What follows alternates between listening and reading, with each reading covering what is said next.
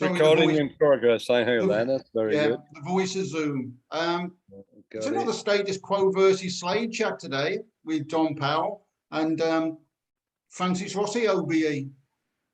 Again. Yeah. Old bloke, old bloke. Look at you. Mate.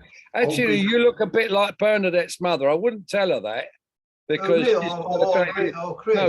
no, you. Yeah, you look a bit like Bernadette's mother, which is not a very kind thing to say about her because she's only about 50. I don't know. I'm making shit jokes. Go on in. Yeah. I forgot who we were then. I remembered, as I said, Jimmy being on a chair at Bradford St George's. I did that recently on a talk tour, and he used to stand up on a chair and stamp his feet, and everybody had the high boots there. Don didn't need them so high because he was a bit higher than H. Yeah, everybody is. They certainly are.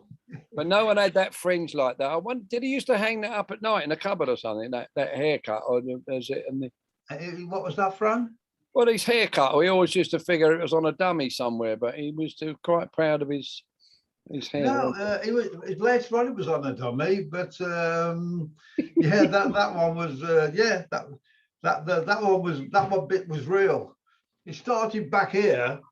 It's like the back of the head and come forward, but yeah, comb over, lovely, yeah. That was it was real then though, Fran, but when we 72. Yeah, but we're supposed to be trying to take the piss here, Don, you know what I mean? I just sort of go for it, my son. Yeah, I do. We've been together since 1963. Well, tricky, remember, I'm 20 years younger than you. That's true. Who's been together? You were together since 63, you lot? No, me and Dave. Oh, were you? Yeah, we started in 63, yeah. I don't think we ever spoke. We were in the same band, Fran, and I don't think we spoke to each other for about a month. Right. I can't hold that against you. Yeah. He's going to see me somewhere, isn't it? Does Jehovah witness things now, does he not? So what was that about? It's Jehovah? Yeah, I believe he is, isn't he? Or is that the stuff they put in shampoo? Oh, no, I don't know the same kind of thing, but I've ripped the back page out of his Bible and he still don't know. He keeps reading, he goes back to the beginning and reads it again. He can't figure out what the end is. Yeah, well, I was a big at Joseph, one of those things. Meanwhile, go on, that rest of that tour, what did we do? We supported you. We were on well, it was May the 10th, 72, we started in France, St George's Hall, Bradford, like I said, and it went right through. It must have been for about a month, I think. There's about 2 weeks worth of dates. He's cheating. He's got little notes down beside him. Yeah. I can't see him blimping the notes. But if you remember right, Fran, I don't know whose idea it was. I don't know if it was Mel Bush's, because it was also Mel Bush's first tour as well. Was it? Yeah, and I don't know if it's him or Chaz or whether they just worked it out together. It was 50p a ticket, all seats. That's not like Chaz. Well,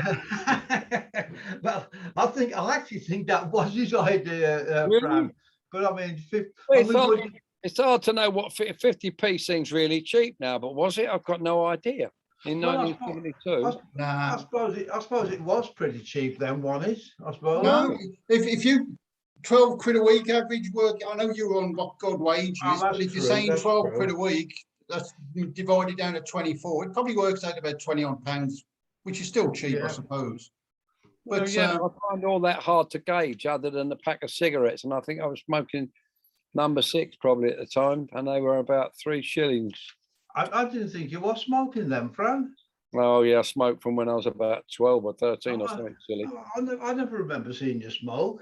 I like you. You're really nice. You're only. I remember Bob Young always bringing you lemonade. Yeah. I'm never a keen drinker. I started drinking in late 70s or 80s with Queen. We were in a Mexican restaurant and I started drinking margarita. It wasn't very manly. I remember, because I think when we did Top of the Pops together in 83, you were drinking tequila then, and I was really shocked. I was shocked. It wasn't my thing at all, drinking. I don't know how I find that interesting that drink led me to Coke. That there's a whole series of things that I find weird that I wasn't a drink. I never liked the taste, which is why I drank a margarita. Still nothing about the Slade tour. We're not going nowhere here, are we? Not really, but it's good fun. Yeah. I like a bloke that can lie. Does he work with you? Thank you. Yeah. Going back, anyway, what did you think? Because there's you, status quo, denim and all the rest of it. You've done all your fancy tie stuff in the 60s. What did you think going on sort of the glam rock thing? I didn't, at that point, it didn't seem glammy. We just knew these guys and we got on well with these guys. There was a gig we did, a double we were going to do one night before, long before that tour, and they were on in Hereford. And I think we got there and saw them, and we all hung out in some room together. I remember John Coughlin performing a flying head scissors on a girl in green hot pants. We called her Hereford hot pants. That's what we were talking about last week, and I said that's where he came from, the Hereford Hots. Hereford Hots, that's it, yeah. But so there wasn't an issue when we saw these guys in that gear. They were probably one of the only band that wore stuff that we didn't have a problem with. I remember doing a TV somewhere in Belgium, I think, and Sweet were on it. I just refused to go on. Talk about stupid. The idea that there was the image, something to do with the image, that Sweet were on it, and I kind of refused to go on. We can't be seen with that, which was stupid thing to do, because TV was TV. Once you're on the screen, you're on the screen, whoever it is. Yeah, that's it. But with you guys, it was never a problem with us. I don't know. We always got on so well.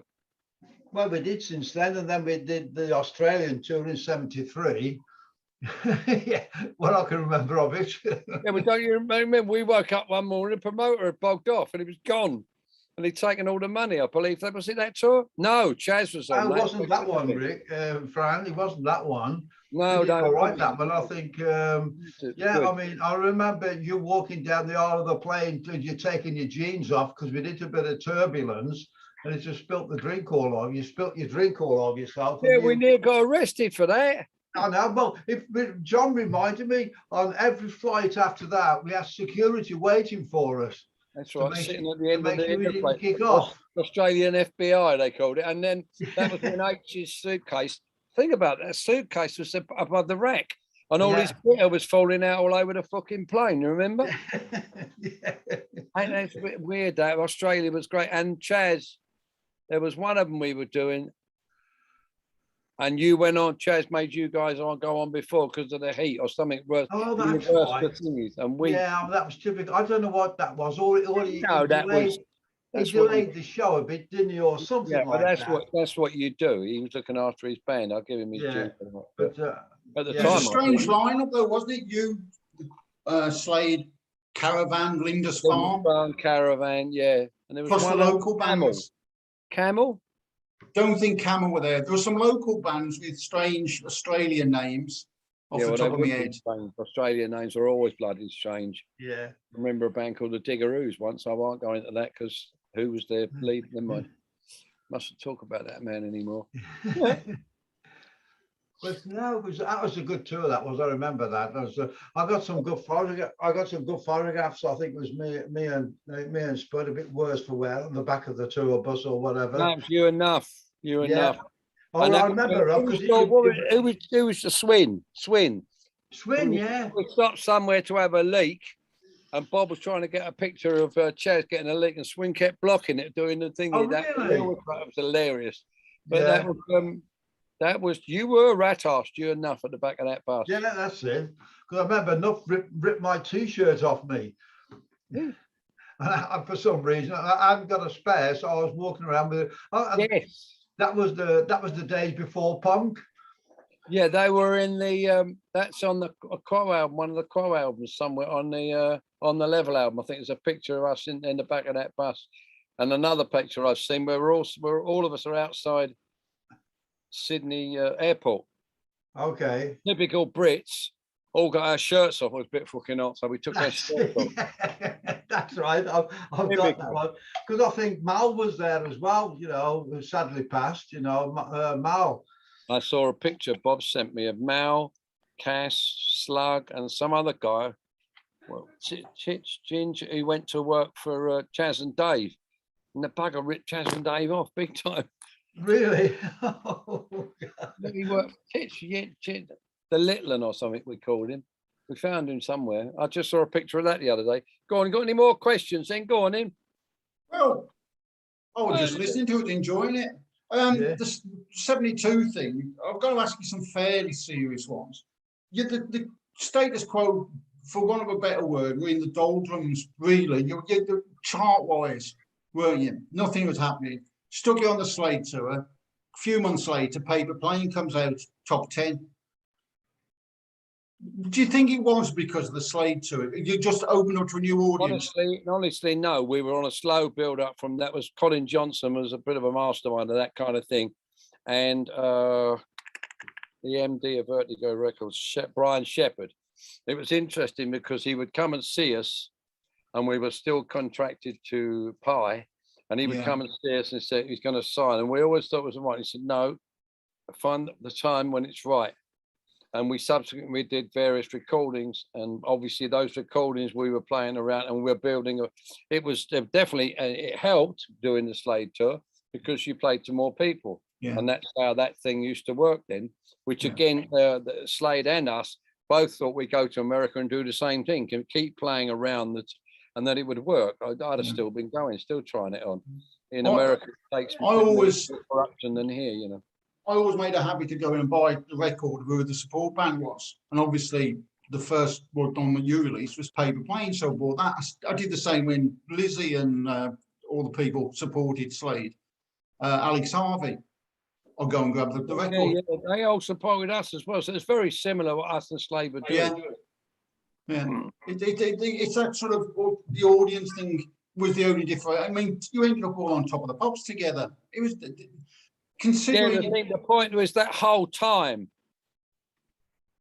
I was saying to one of my sons earlier, that whole time, it's kind of, without saying like an old bloke, because I'm an old bloke, is that it has gone. The idea that music is that special, or you could go and see.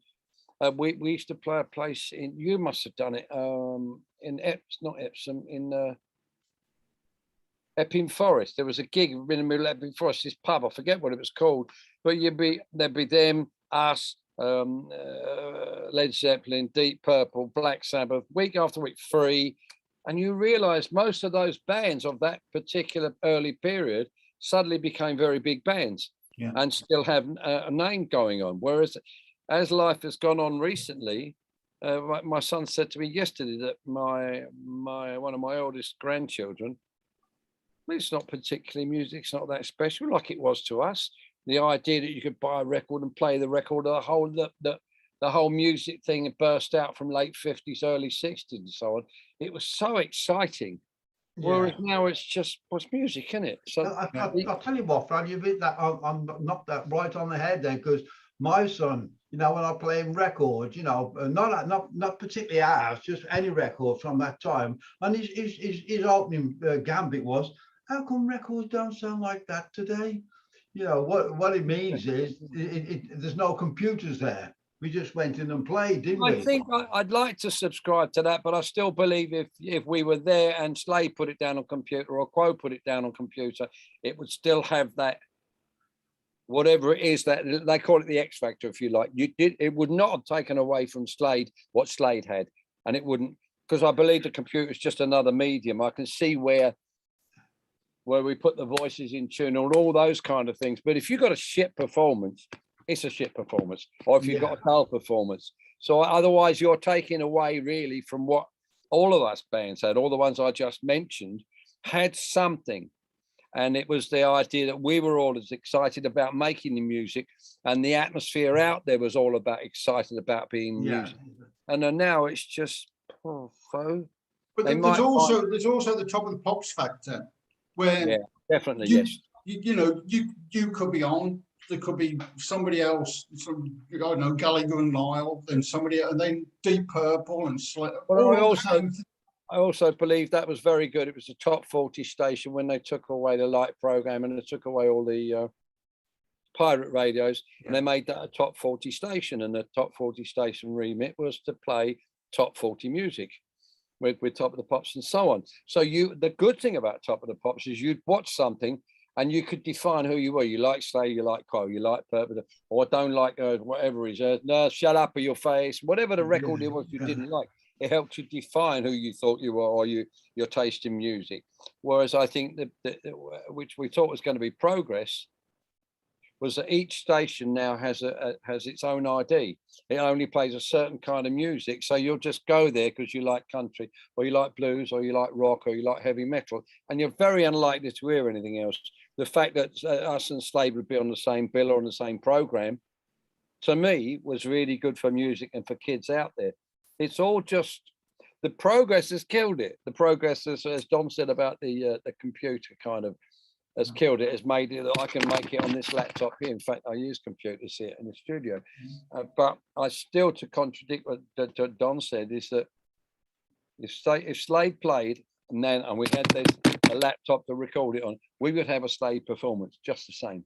And there may have been a warmth, if you like, on the compression on ferric oxide on tape, but the main thing was the performance. And I think that's what your sons and my sons, they love that era because there were performances going on. Yeah. And you know that sort of 40 years from now, if this is still around, people will be just falling over laughing at us talking about computers and things like that, you know, because they'll just fall, there'll be nothing. There'll be some sort of, it'll be Buck Rogers and Flash Gordon. I'm hoping to live a good deal longer, mainly because I want to see what happens, because it's very difficult to predict where it may go. Now, they may have said that in the 50s or the 40s and so on.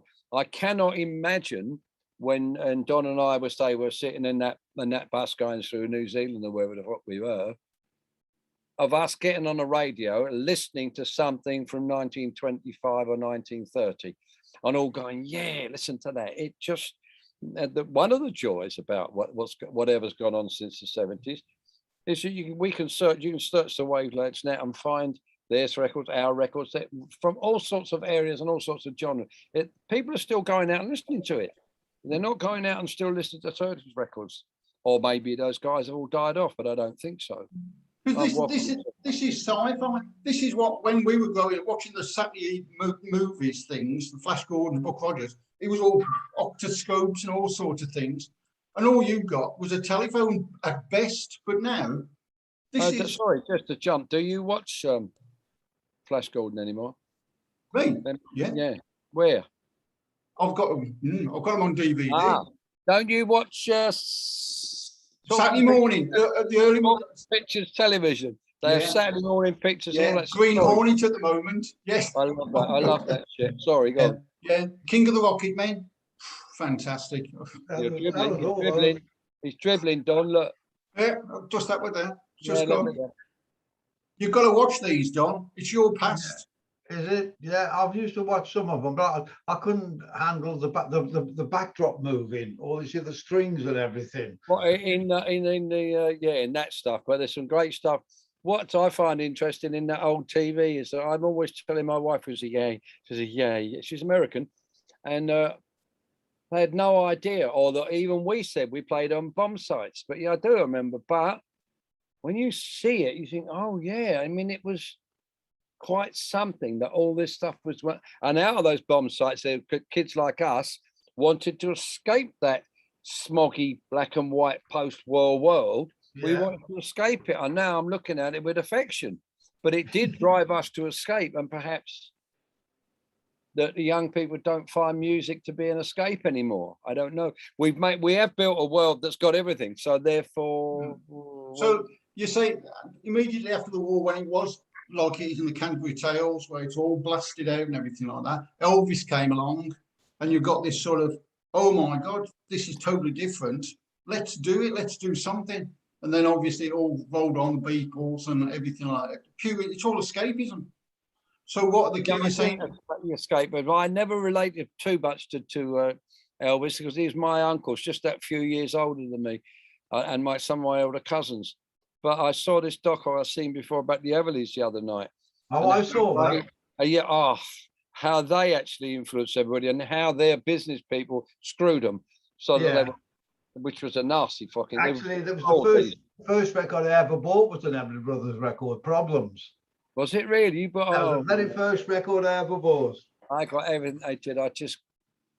I wanted to do that with my brother, and the gobshite got a train set instead. He changed his mind at Christmas. So I had a train set.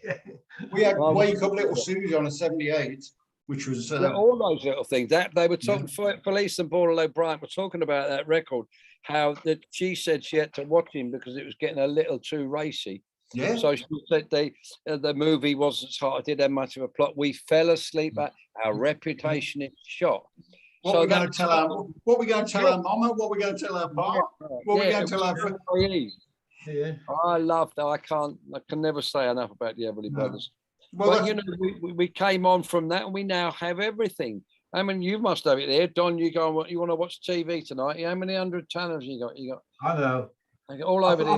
I thought America was bad when we first went there. Yeah. I never knew whether I was watching an advert or a TV program. Oh, I remember falling asleep in the Sunset La Brea travel lodge with Ricky, 2 double beds. He's smoking joints all night and watching some black and white thing and sort of nodding off. And then that'd finish, and you just turn over. Oh, this looks all right, and you realise you're watching the same film again from halfway through. Yeah. I loved America. I loved America for that, but I'm not sure. How many times did you tour there, Fran? Only 4 or 5, I don't think. I think. Yeah. But I do remember that thinking and sitting in California and looking at the map and thinking for us to be able to do it, and like same with you guys. And I remember meeting you guys at a gig somewhere, and another lesson I learned. But to try and break just California the way you broke, you'd be fucking years. Yeah. You know, we'd be still trying now. So I subsequently learned later on that there was lots more. How you got radio play, a few grams of coke, or you did this, or you did that, and all that stuff was going on that we didn't realize about. And I remember doing a gig with you guys. I always used to wind Jimmy up about, you say, who's got the most money in the bank then, Chaz, you know, and we all used to wind and said, you're doing too many singles, right? Not that I think we were right, but we got to a gig somewhere. I'm not sure if it's in Florida or somewhere, but we all met up in a coffee shop, a hotel, and we're all having something to eat. And we said, we'll see you down the gig. You went to the gig, and then we were on before you, I think. So you sound check first. Yeah. Yeah. And that's when I realized that showbiz, and when all of us, because there was a certain chill about it while we were doing the sound check and the gig, mainly the sound check. So some of the chumminess wasn't quite there, and that taught me a lesson that once you're on the stage, it's no worrying about your mates. That was very much the late 60s when we did them package tours. Right. But as soon as I learnt from you guys or from Noddy and the other guys that you needed to get the time you needed on that sound check. And if it meant screwing us, which you didn't particularly, but if it meant screwing the next act, that's what it's about. And I keep trying to tell people that the 60s is probably different than that. The 70s started to become more serious and more about a business and more about the acts, whoever the act is. Yeah. Nobody's trying to help your mate out. He's not on there when you're on. You know, you trying to help us out. You're fucking not going to be up here when we're up here. We're Slade. You know, it was a good learning curve for me. Yeah, but the same for us. I mean, the thing is, we just spent too much time over there, Fran. You know, we really were wasting our time. I think that's why I said that perhaps he didn't know either. Subsequently, someone said to me once, and it was a really cleverly phrased question, how would you like to have an American manager? I said, fuck off. Yeah. Whereas it should have been put to me and you, look, what we need is representation over here. Because as soon as you left or we left, it finished. It stopped. It stopped that day you left there. Whereas it needed something to go on. It needed someone to take a piece of the band, and people did not want to give away. You're so right there, Fred. I mean, like you said, once you left America, that was it. Finished. Yeah, so as far as I think we got the Quo album somewhere in the 60 or something like that of that top 100, which was real good going. But the moment we left, it dropped straight out the 100. Yeah. Yeah, so I mean, but all the times we spent through in there, France, we never got anything. You know, I mean, we really were banging our head against a brick wall. I mean, they put us on show to be us, and we were supporting Slade and the Family Stone. No, you know what I mean? Oh, did you mean? We were the only white people in the arena. You know what I mean? I've done that thing before as well. It just got silly. It I just know we goes had an through. issue with them one night. He wasn't coming, and we were on tour, us and Rory Gallagher, All right. and suddenly they turned up, and they just said, "Get out of the dressing room." What? Who the fuck are you? And the guy pulls a gun and said, "Get out." And I was like, "I'll see you never work in show business again." This was a woman. I thought, what? It's just a shock, you know. But that I do believe, and I know that to be true for bands. There must be other bands other than us too. And then let's face it, both the bands were very good live acts. They did something. Whether we were the best musicians is irrelevant. Whether we were as musical as some of the American bands is irrelevant. There was something that each band could do when it was in an audience. I remember walking in Hereford and seeing you like you were doing Get Down, Get With It. It was like, fuck. That was one of the times that a band I thought, wow. It was a sheer energy and drive of it and commitment to the thing. Yeah. And that still would have been there when you were in America, and they still would have loved it. But like us, you should have had some sort of rep when you left. I've got Yeah, you're right. Actually, I never thought of it like that before, Fran. You're so right. Because once you left, that was it. You're off the planet. And apparently there are all sorts of, if you wanted radio played, you had to be there to be some couple of grams or something in the sleeve of the album there played out. And they go, oh yes, certainly. But you go, really? I didn't know that. Well, I remember one time we went in. It was late 70s, no, mid 70s, and I went in. I think it was me and Nob went in to do a bit of interview because we had the show that night, and a lot of the time the radio station co-promoted the show. And I remember walking in with a record company guy, and the DJ said to him, "Where's my car?" I said, "Oh, it'll be delivered next week." You know, I mean, because I never understood it then, because like later on you learn what was going on then.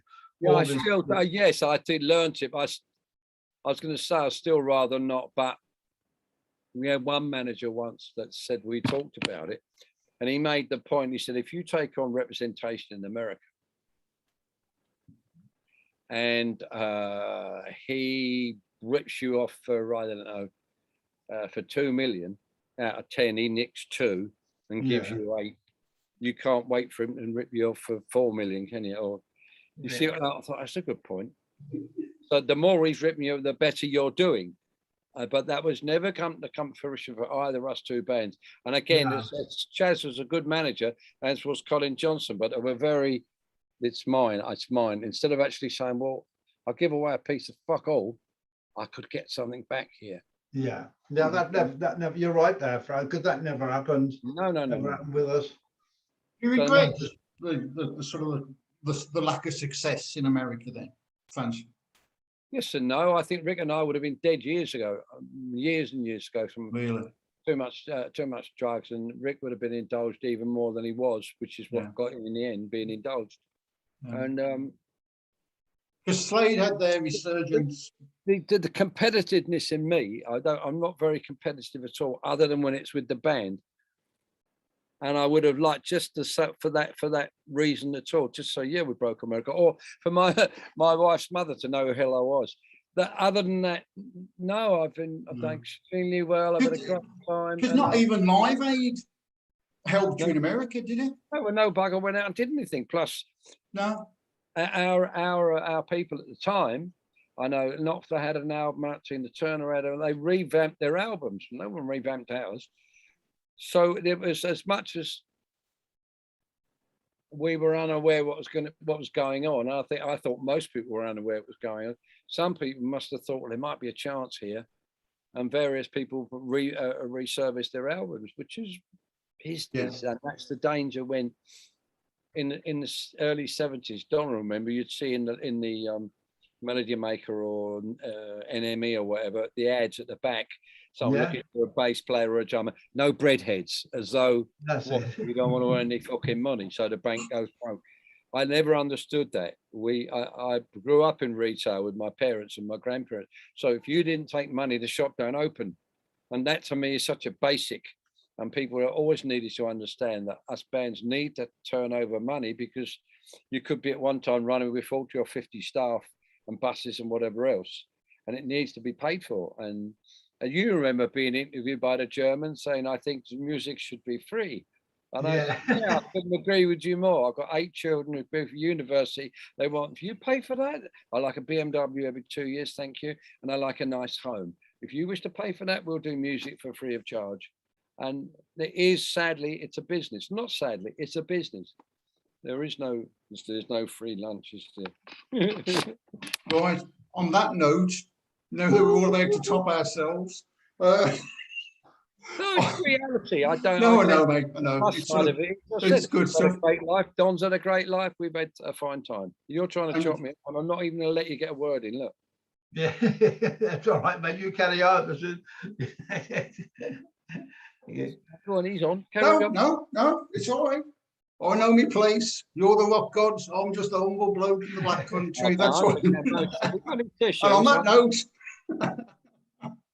I'll say thank you to. I'll talk. We'll have a couple of minutes afterwards, but I'll switch it off once I find out where the button is, and I'll say thank you very much. It's been excellent.